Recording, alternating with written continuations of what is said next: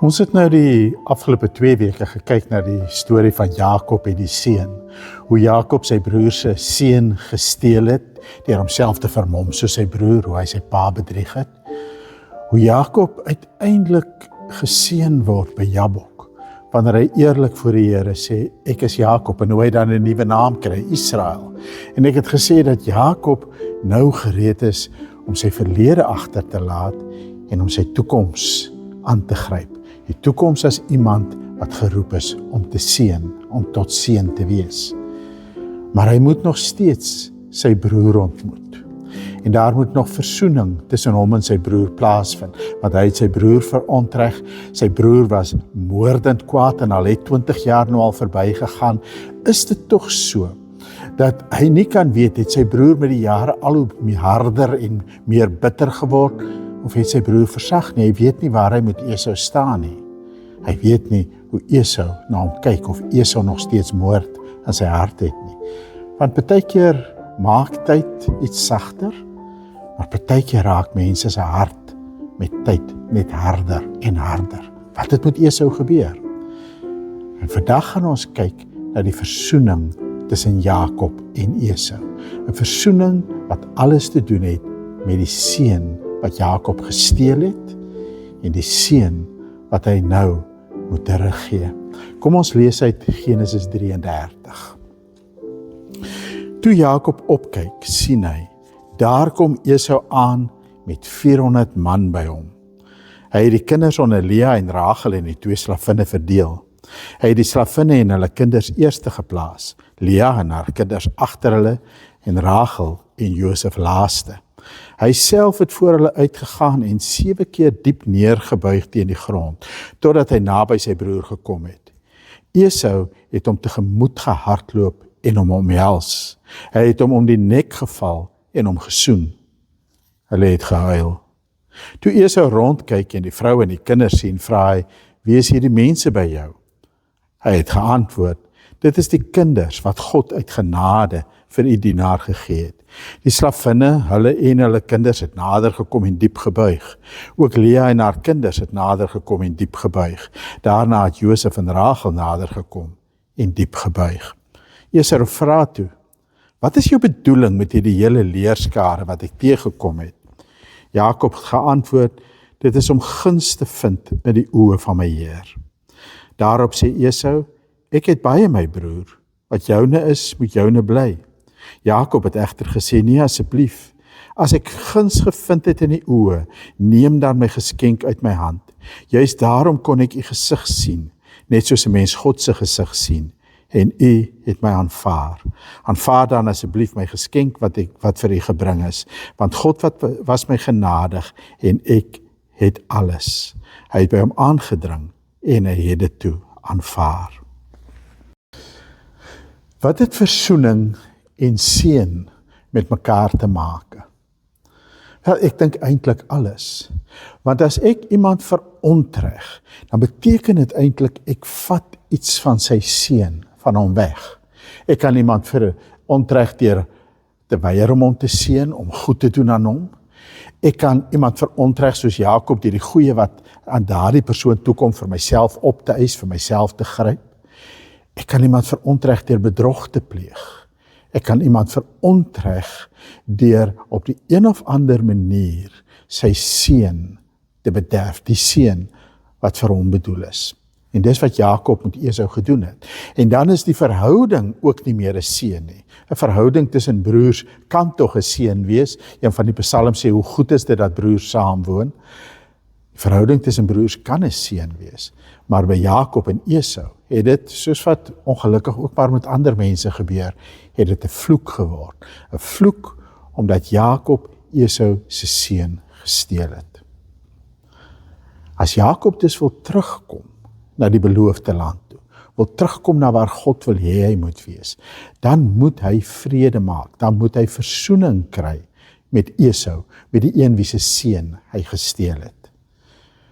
En daarvoor het die Here hom voorgestaan by die Jabokrivier, om vir Jakob gereed te maak om sy broer te ontmoet. Nou, die storie vertel vir ons, dat toe Jakob opkyk toe sien hy vir Esau aankom met 400 man by hom. Nou moet ons onthou, wat Jakob in sy hart het, is die gedagte, my broer het gedreig om my dood te maak. Ek moes vlug van my broer se moordlus. En hier kom hierdie selfde broer aan, nie alleen nie, maar met 400 man by hom. Wat gaan hy doen? Maar waar Jakob vroeër almal voor hom uitgestuur het, die geskenke, die mense, en hy agtergebly het, soos ons verlede week gesien het, by die Jabokrivier, gaan hy nou en hy stel hulle op, eers sy slawe en slavinne, hulle kinders, dan vir Lea en haar kinders, heel agter vir Rachel en vir Josef. So Jakob bly maar Jakob, en daai hele neiging in hulle familie, dat die een kind voorgetrek word bo die ander, dit gebeur nog maar steeds so. Jakob trek nog maar vir Josef voor, soos sy pa vir Esau voorgetrek het, soos sy ma vir hom voorgetrek het. Wat vir ons sê, 'n mens bly maar mens, en sekere dinge bly maar deel van jou lewe. Maar wat Jakob nou anders doen, is waar hy eers agter hierdie hele leerskare en al die geskenke en al die dinge gebly het, waar hy hulle as het ware soos 'n masker voorgehou het om te beïndruk of om te oorweldig of dalk selfs om vir Esau te intimideer, om vir hom te sê, jy kan nie met my sukkel nie, maar kyk wat het ek, kyk wie is ek. Maar waar hy dit vroeër gedoen het, loop hy nou voor. En ons moet onthou, hy loop mank, hy is weerloos, hy is blootgestel. Die oomblik wat hy vooruitloop en hy loop na Esau toe, dan kan Esau onmiddellik sien, maar met hierdie mannetjie, wat hier aangehing kom, kan ek sommer in 'n oomblik klaar speel. Jakob kom weerloos na Esau toe. En dit sê vir my 'n belangrike ding oor versoening. Versoening vra weerloosheid. Dit vra eerlikheid. Versoening vra dat ek afsien van al my strategieë om te probeer omkoop of om te probeer beïndruk, dat ek afsien van enige front wat ek kan voorhou, dat ek ook afsien van enige posisie om te sê, maar hoorie, jy kan nie met my mors nie, of van selfhandhawing of my eie reg handhaaf. Veral as ek verkeerd is, vra versoening van my 'n weerlose eerlikheid. En dis hoe Jakob dan na Esau toe kom. En hy buig voor hom. 7 keer buig hy voor hom. En ek gaan later terugkom na hierdie buig toe. Maar dis asof Jakob homself doelbewus kleiner maak voor sy broer. Sy broer hardloop dan na hom en omhels hom. Hy vra nie vir hom iets nie. Hy sê nie vir hom iets nie. Hy kyk nie eers, sê Jakob hy's jammer nie. Hy hardloop net nader en hy omhels hom.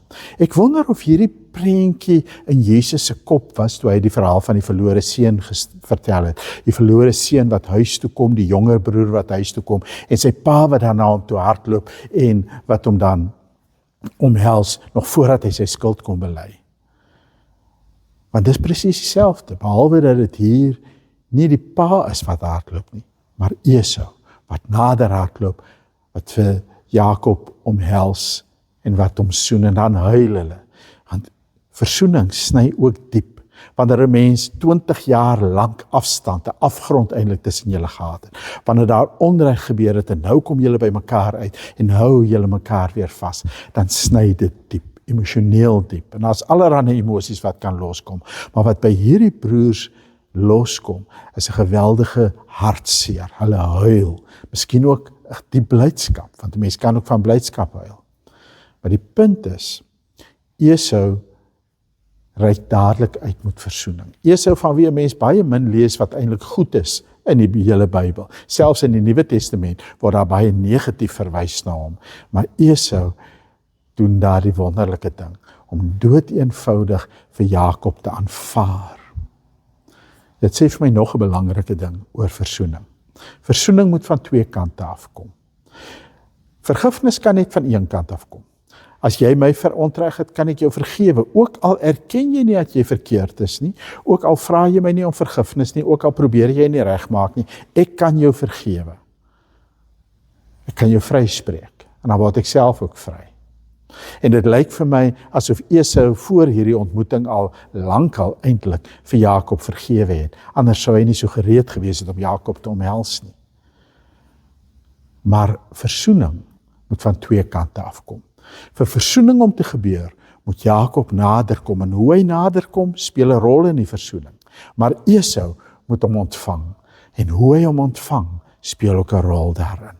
Wat vir my so mooi is dat daar 'n sinspeling is terug na wat destyds gebeur het. Destyds, 20 jaar gelede, het Isak vir Jakob gesê, kom nader en soen my seun. En daar was 'n bedrog in daardie soen, daar was 'n valsheid in daardie soen, want hy was besig om homself voor te doen as sy broer. Nou vra Esau nie vir hom soen my nie, maar hy omhels hom eenvoudig en hy soen hom. En hierdie soen het 'n heel ander betekenis. Hierdie soen beteken wat 'n soen behoort te beteken. Dit is 'n gebaar van vrede tussen twee broers, nog voordat hulle iets uitgepraat het.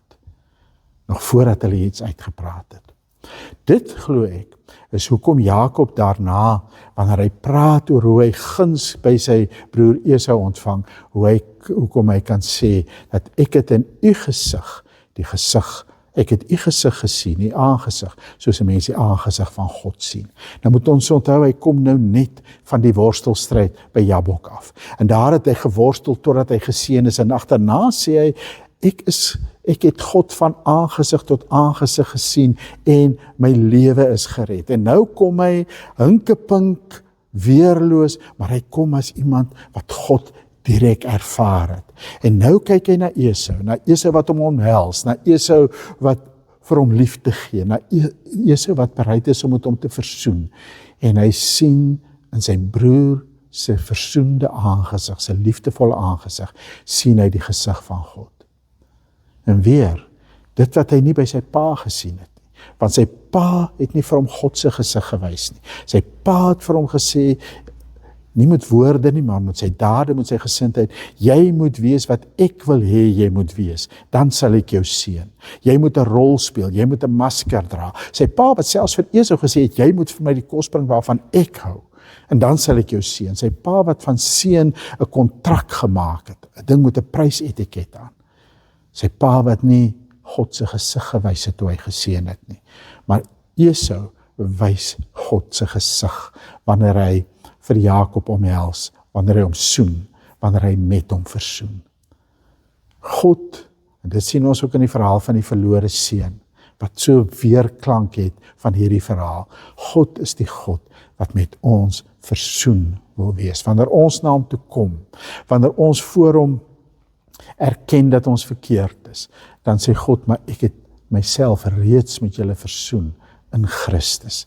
En waar ek myself versoen met 'n medemens, ook met iemand wat my verontreg het, waar ek vir so iemand liefde en vergifnis uitstraal, vir so iemand aanvaarding gee, soos wat Esau hier doen, daar wys ek vir daardie mens die gesig van God. Maar dan kan 'n mens wonder, as dit waar is, as Jakob in Esau se gesig, die gesig van God sien, as hy weet in daardie oomblik van omhelsing, en daardie trane wat hulle stort, en die soen wat hulle vir mekaar gee, dat versoening plaasgevind het, waarom gaan hy dan nog deur hierdie hele ding van, hy buig, sy vrouens buig, sy kinders buig, die een na die ander, almal buig laag, en dan dring hy daarop aan, hy wil vir Esau 'n geskenk gee. Hoekom sou hy dit doen? Ek dink die antwoord is eenvoudig. Versoening vra ook regstelling. Baie keer, as ek iets verkeerd gedoen het, kan ek dit nie heeltemal regstel nie. As ek iets gebreek het, kan ek dit nie noodwendig heeltemal heel maak nie, en ons breek baie keer meer as wat ons kan heel maak. Maar waar ek kan regmaak, moet ek regmaak. Waar ek gesteel het, moet ek teruggee. Nou wil ek terugkom na Jakob wat buig, na sy vrouens en sy kinders en sy dienaars, almal wat buig voor Esau. Dit gaan nie hier oor 'n kruiperigheid nie, maar dit gaan terug na die seën wat Isak vir Jakob gegee het. Isak het vir Jakob gegee, die seën wat bedoel is vir Esau, en hy het gesê, jou broer sal voor jou buig. Jakob het daai seën vir hom gevat. Maar nou kom gee hy dit deur te buig vir Esau terug. Hy sê, daardie seën wat pa destyds oor my uitgespreek het, ek weet dit was vir jou bedoel, en deur te buig, kom gee ek dit vir jou, kom terug, kom maak ek reg wat ek destyds by jou afgevat het. En presies dieselfde gebeur, wanneer hy vir Esau geskenke wil gee. Jakob gee vir Esau uit sy rykdom, En hy is baie duidelik daaroor dat alles wat hy het, sy vrouens, sy kinders, sy besittings, alles is die seën van God. En hy gebruik hierdie mooi uitdrukking om te sê dat God het dit vir my uit genade gegee. Ek het dit nie verdien nie. Ek moes dit nie gekry het nie, maar God het my uit genade uitgeseën. Ek hoef dit nie te gesteel het ooit nie. Dit besef ek nou. Ek hoef nooit God se seën te gesteel het nie. Ek kon net in geloof op God se genade gewag het. God het my uit genade geseën. Maar uit dit wat God vir my nou uit genade gegee het, al hierdie rykdom, wil ek vir jou teruggee. En eers praat hy van 'n geskenk wat hy wil teruggee. Maar in die tweede keer, en dis nie so duidelik in ons vertalings nie, die tweede keer gebruik hy die woord seën. Ek wil hierdie seën vir jou gee. En dit is dan wanneer Esau besluit hy aanvaar dit. En Esau probeer nie op sy beurt weer iets teruggee nie, want hy weet Jakob het nodig om die seën terug te gee. Jakob het nodig om uit dit waarmee God hom geseën het, vir Esau te seën, sodat hy die seën wat hy destyds gesteel het, weer kan teruggee. En daarmee verdien hy nie die versoening nie, maar daarmee bewys hy dat hy versoening ernstig opgeneem het. Ek wil daarom vir jou sê, as jy weet dat jy iemand verontreig het, dan het jy 'n roeping van die Here af om na daardie persoon te gaan en met daardie persoon reg te maak, om hom vergifnis te vra, om te vra dat daardie persoon werklik vir jou sal vergewe wat jy gedoen het. Maar jy kan dit nie net in woorde doen nie. 'n Mens doen dit ook met jou dade. As jy iets by 'n persoon afgevat het, moet jy dit, en jy kan dit vir daai persoon teruggee, moet jy dit vir daai persoon teruggee. En partykeer sal jy moet sê, maar ek is nie in 'n posisie, ek kan nie vir jou teruggee wat ek by jou afgevat het nie. Maar regstelling is deel van versoening. Daar kan nie ware versoening plaasvind as daar nie 'n erkenning is van wat verkeerd is, en as daar nie 'n bereidheid is om reg te stel nie. Want dit is waar ons God sien. Dan wil ek ook vir jou sê, as iemand jou verontreg het, en daardie persoon kom na jou toe, is die eerste belangrike vraag is, of jy daai persoon reeds in jou hart vergewe het, of jy daai persoon vergewe het, soos wat God jou vergewe het. Maar die tweede ding is jy bereid om daardie persoon te aanvaar? En is jy bereid, as daardie persoon probeer regmaak, om die regstelling ook te aanvaar in die gees waarin dit aangebied word? As ons so 'n bietjie verder lees in Jakob en Esau se verhaal, dan kom ons agter, is asof hulle mekaar tog nog nie heeltemal vertrou nie, want hulle bly mense. En as jy verder die verhaal van Jakob lees, dan kom jy baie diep agter. Hy het maar gebly wie hy is in baie opsigte. Maar tog het hy hierdie een ding geleer, dat hy geseën is om tot seën te wees. En ons sien later hoe hy die Farao seën, ons sien later hoe hy Josef se kinders seën, hoe hy oor sy eie kinders se seën uitspreek, soms vir ons 'n vreemde seën, maar ons sien regtig hoe Jakob die een word wat seën, omdat hy geseën is. Esau loop sy eie pad, wat sekerlik ook in alle opsigte nie 'n goeie pad was nie. En hulle bly op 'n veilige afstand van mekaar. Maar dit neem nie weg dat hulle op hierdie oomblik, toe Esau sy moordlus kon vervul, toe hy in 'n posisie was om met sy 400 manskappe agter hom vir Jakob te vernietig, soos wat hy destyds beloof om te doen, dat hy dit nie gedoen het nie, en dat hy sy broer omhels het. En daardie oomblik van versoening is waar ons God aan die werk sien, waar ons die gesig van God sien.